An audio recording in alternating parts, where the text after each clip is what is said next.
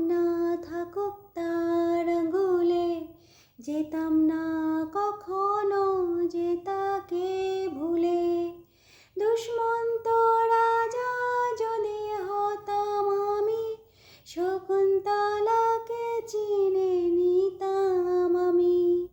আংটি থাকুক না থাকুক তার আঙুলে, যেতাম না কখনো যে তাকে ভুলে। আংটি থাকুক না থাকুক তার আঙুলে, যেতাম না কখনো যে